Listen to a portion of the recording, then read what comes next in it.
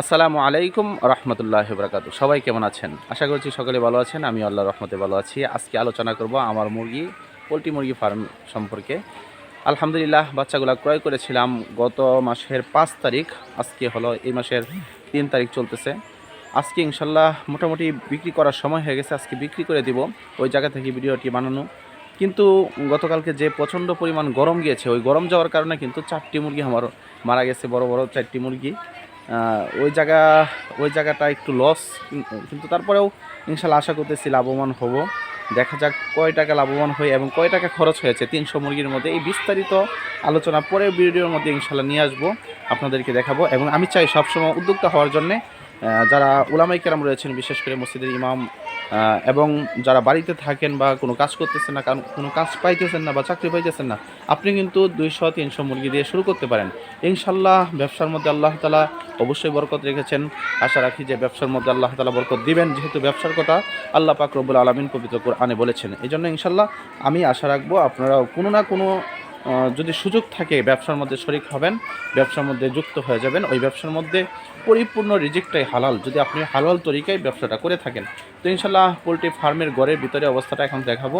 পরবর্তীতে যে ভিডিওটি বানাবো ওই ভিডিওর মধ্যে কত টাকা খরচ হয়েছে, আমি কত টাকা খরচ করেছি এবং কত টাকা আমি লাভ করেছি, বিস্তারিত আলোচনা ইনশাল্লাহ তুলে ধরব। এই হলো আমার পোলট্রির ভিতরের অবস্থা। ঘরের ভিতরে যে মুরগিগুলো রয়েছে, এই মুরগিগুলোর অবস্থা আপনি দেখতেছেন। প্রত্যেকটা মুরগি কিন্তু সুস্থ, কিন্তু অসুস্থ নাই। কিন্তু গতকালকে যে সমস্যাটা হয়েছে, আগেই বললাম যে রৌদ্র থাকার কারণে এবং কারেন্ট না থাকার কারণে, বিদ্যুৎ না থাকার কারণে স্ট্রোক করছে। ওই জায়গা থেকে 4টা মুরগি স্ট্রোক করে মারা গেছে। যাক, তারপরেও আলহামদুলিল্লাহ মুরগিগুলো এখন পরিপূর্ণ সুস্থ। আর আজকের দিনটা কিন্তু অনেক ঠান্ডা, হালকা হালকা বৃষ্টি আছে, ঘরটাও একদমই ঠান্ডা, আর বিদ্যুৎও আছে। সব কিছু মিলিয়ে আজকে ইনশাল্লাহ আশা রাখতেছি কোনো প্রকার সমস্যা হবে না। বাচ্চাদেরকে, মুরগির বাচ্চাগুলোকে খাবার দিয়েছি, পানি ওরা খাইছে একটু আগে, কিন্তু প্রচুর পরিমাণ খাওয়া দাওয়া করছে। এখন কিন্তু ওরা রেস্ট নিতেছে। তো আজকে ইনশাল্লাহ বিক্রি করে দিব। বিকালবেলা হয়তো বা গাড়ি আসবে, এসে নিয়ে যাবে সব বাচ্চাগুলা। তো এখন তো বাচ্চার দামটাও একটু ভালো। গতবার যে বাচ্চাগুলা বিক্রি করেছিলাম মাত্র পাইকারি 135 টাকা বিক্রি করছিলাম, এখন মনে হয় যে 155 টাকা পাইকারি রেট রয়েছে।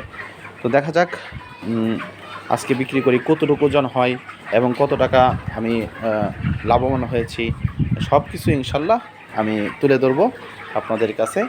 আর যে বিষয়টা আমি আবারও বলি, সেটা হলো উদ্যোক্তা হন।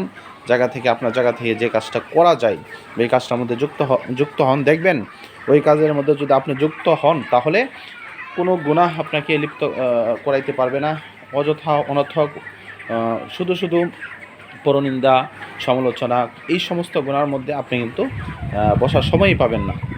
যে মানুষগুলো এই সমস্ত কাজ করে থাকে, গীবত শিকায়াত করে থাকে, তারা কিন্তু কামহীন লোক, যার কারণে কর্ম ছাড়া লোক। ওরা কিন্তু দোকানপাটে বসার পর যে কর্ম করে, এটা তার অর্ধেক সময় কর্ম আর অর্ধেক সময় সমালোচনার মধ্যে তার চলে যায়। এই জন্য ফুল টাইম যদি আপনি কাজ করেন, তাহলে আল্লাহ পাক রব্বুল আলামিন সমস্ত ফায়সা কাজ থেকে, সমস্ত গুনাহের কাজ থেকে, সমস্ত গীবত শিকায়াত থেকে কিন্তু আপনাকে আল্লাহ পাক রব্বুল আলামিন অবশ্যই রক্ষা করবেন। এই জন্য দোয়া করবেন। পরবর্তী ভিডিওর মধ্যে নিয়ে আসতেছি কত টাকা খরচ হয়েছে 300 মুরগির মধ্যে এবং কত টাকা 300 মুরগির মধ্যে আমি লাভবান হয়েছি, সব কিছু তুলে ধরবেন ইনশাল্লাহ। সাথে থাকবেন, দোয়া করবেন, আমিও দোয়া করি। আসসালামু আলাইকুম রহমতুল্লাহ।